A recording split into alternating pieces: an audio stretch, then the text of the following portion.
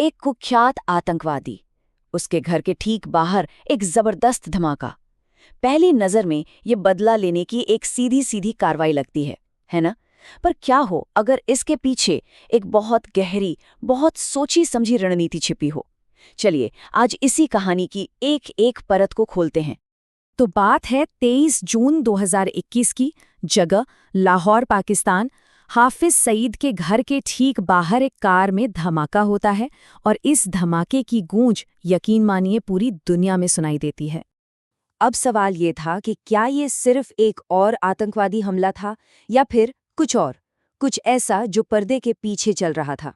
एक कहानी है जो दावा करती है कि ये एक बेहद खुफिया और जटिल ऑपरेशन का नतीजा था, और आज हम उसी कहानी को समझने की कोशिश करेंगे। तो इस ऑपरेशन की वजह क्या थी, इसे समझने के लिए हमें थोड़ा पीछे जाना होगा, 26/11 के उस काले साए में जिसने सब कुछ बदल दिया। सिर्फ 60 घंटे। नवंबर 2008 में पूरे 60 घंटों तक मुंबई शहर को आतंकवादियों ने जैसे बंधक बना लिया था। सोचिए, 3 दिन तक भारत के आर्थिक राजधानी दहशत के साए में जी रही थी, और उन 60 घंटों में 175 जानें चली गई। ये सिर्फ एक नंबर नहीं है, ये 175 मासूम लोग थे जिनकी जिंदगी उस दिन छीन ली गई। हर एक जान के पीछे एक परिवार था जिसकी दुनिया हमेशा के लिए उजड़ गई। और 300 से भी ज्यादा लोग घायल हुए। इनके जख्म शायद आज भी उतने ही ताज़ा हैं। तो ये जो आंकड़े हैं ना, ये सिर्फ आंकड़े नहीं हैं, ये उस गहरी त्रासदी की कहानी कहते हैं जिसने इस पूरे ऑपरेशन की नींव रखी। ये हमले अचानक और हर तरफ से हुए। हमलावर नाव से आए और शहर के दिल पर धावा बोल दिया। रात के 9:15 बजे के करीब लियोपोल्ड कैफे और सीएसटी स्टेशन गोलियों से गूंज उठे, और फिर कुछ ही मिनटों में ताज और ओबेरॉय जैसे बड़े होटलों को निशाना बनाया गया।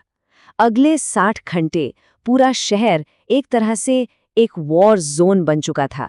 और इस पूरे नरसंहार का कथित मास्टरमाइंड कौन था? हाफिज सईद। पूरी दुनिया से दबाव था, लेकिन सईद पाकिस्तान में लगभग आज़ाद घूम रहा था। एक दावा ये भी है कि पाकिस्तान दुनिया को ये बता रहा था कि सईद जेल में है, पर असल में वो बाहर था, सुरक्षित।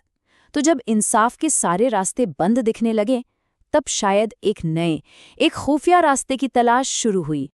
तो ये ऑपरेशन हुआ कैसे? कहानी के मुताबिक ये एक घोस्ट ऑपरेशन था, एक ऐसा अभियान जिसे दुनिया की नज़रों से बिल्कुल छिपाकर अंजाम देना था। और इसकी जो कथित योजना थी वो किसी जासूसी फिल्म की स्क्रिप्ट से कम नहीं थी। सोचिए, एक एजेंट झूठे केस में दुबई की जेल में जाता है, वहां वो एक पाकिस्तानी कैदी को अपने मिशन के लिए तैयार करता है। फिर लाहौर में एक रियल एस्टेट बिजनेस का पूरा सेटअप तैयार होता है, सिर्फ एक दिखावा, ताकि सईद की हर हरकत पर नजर रखी जा सके। और हद तो ये कि सेना के अंदर तक पहुंच बनाने के लिए एक ब्रिगेडियर के बेटी तक को निशाना बनाया गया। ये एजेंट इतना शातिर था कि उसने एक बहुत ही नेक, धर्म को मानने वाले बिजनेसमैन का नकाब ओढ़ लिया। वो कहता था, मैं मस्जिद में 5 वक्त की नमाज पर जोर देता हूँ, ये बहुत जरूरी है। पर उसके लिए मस्जिद जाना सिर्फ इबादत नहीं थी, वो खुफिया जानकारी जुटाने का एक जरिया था। और इसी तरह उसे पता चला कि हाफिज सईद आखिर किस मस्जिद में आता है। लेकिन इस पूरे ऑपरेशन की सबसे मुश्किल चुनौती अभी बाकी थी, पाकिस्तान के अंदर से ही विस्फोटक का जुगाड़ करना। और कहानी ये बताती है कि एक हनी ट्रैप के जरिए सीधे पाकिस्तानी मिलिट्री के अंदर से पूरे 150 किलो RDX, मतलब एक बहुत ही पावरफुल विस्फोटक, हासिल किया गया। अब विस्फोटक तो आ गया, पर उसे सईद तक पहुंचाएगा कौन? इसके लिए जरूरत थी एक सुसाइड बॉम्बर की, और अफगान लड़ाकों के बीच ऐसे लोगों का एक कोड वर्ड था, कैप्सूल। और इस कहानी का सबसे चौंकाने वाला और शायद सबसे भयानक हिस्सा है एक रेट कार्ड का जिक्र। यहाँ देखिए, एक बॉम्बर की कीमत उसकी ट्रेनिंग पर तय होती थी। 4 महीने की ट्रेनिंग वाला सस्ता, लेकिन जो 3 साल की सबसे खूंखार ट्रेनिंग से गुजरता था, उसकी कीमत बहुत ज्यादा थी। ये एक तरह से इंसानी जान का एक खौफनाक बाजार था। तो अब सब कुछ तैयार था, एसिड रेडी था, विस्फोटक अपनी जगह पर था और निशाना भी तय था।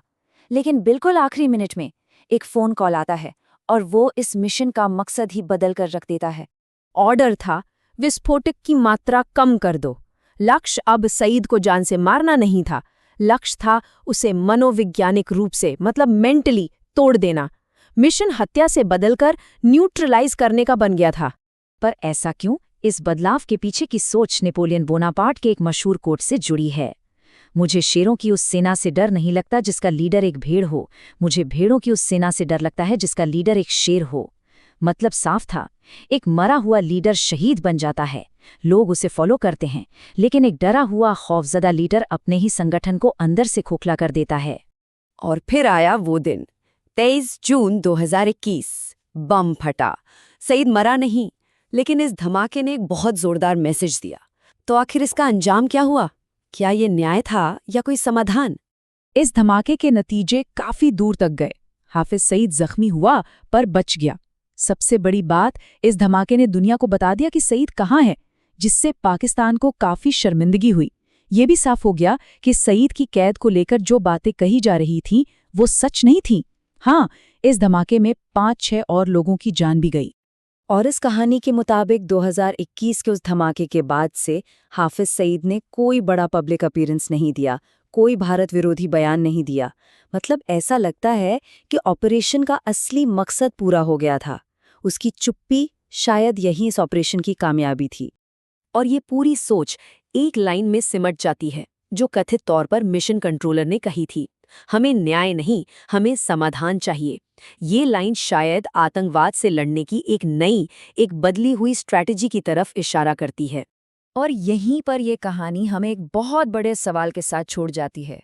आतंक के खिलाफ इस धुंधली लड़ाई में असली जीत आखिर है क्या? दुश्मन को खत्म कर देना या फिर उसकी लड़ने की